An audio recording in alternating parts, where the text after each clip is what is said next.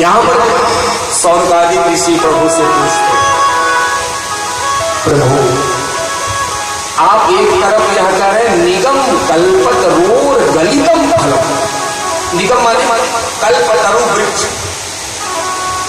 और इस कल्पतरु वृक्ष का जो फल है वह पका हुआ फल है, इसमें ना गुठली है, कुछ नहीं है, जितना भी ग्रहण करो उतना कम। तो महाराज अंतिम में आपने क्यों लिख दिया मोह रहो रसिका भूई भाव का, आप लिखते थे भाव का, भूई की क्या जरूरत है, भूयस्य कारणम यत्र लोकस्य अभिजायेत परारम्भ। तो सूत जी महाराज कहते हैं कि अगर आपको प्यास नहीं लगी हो सौनकादिक ऋषि, और आपसे कोई कहे भैया आओ जल पी लो, बहुत ठंडा है, शीतल है, पहले तो आप विचार करोगे भैया ये मुझे जल क्यों पिला रहे हैं, फिर दूसरी बार मन से मुख से आवाज आएगी भैया बचपने का जल नहीं पीता हूं और गला पकड़ ले, नहीं भैया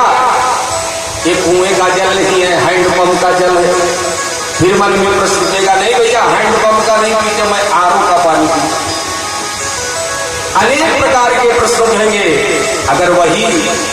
तपती हुई धूप राजस्थान के रेगिस्तान के जंगल में आप भ्रमण करते हैं और आपको जल पड़ा दिखे तो आप किसी से भी नहीं पूछोगे भैया कहाँ का जल है, कैसा है, क्योंकि उस समय आपको प्यास लगी है, आप तुरंत उठाओगे और कलश को लेकर जल को समाहित करके करें। प्यास नहीं लगी रहेगी अनेक प्रश्न पूछोगे, अगर प्यास लगी रहेगी तो प्रश्न नहीं पूछोगे। उसी प्रकार सौनकादिक ऋषि महाराज, अब आजकल तो ऐसो परिवेश आ गए महाराज, चिट्ठी भी दिए तो सोचेंगे हम कहाँ जाए, हमें तुलसी दल नहीं आया, अब जब तुलसी दल आया फिर मन में सोच आई नौवा नहीं बुलाया,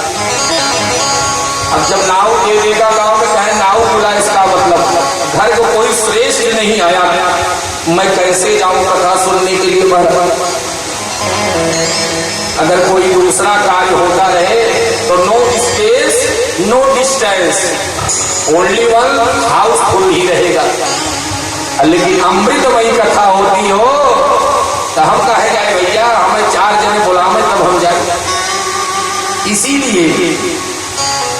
सूत जी महाराज सौनकादिक ऋषि से कहते हैं कि जिसको प्यास लगी रहती है वह दौड़ कर कथा सुनता है, और जिसको प्यास नहीं लगी रहती है तो बार बार पूछता है, सोचता है, समझता है। बोलिए भक्तवत्सल भगवान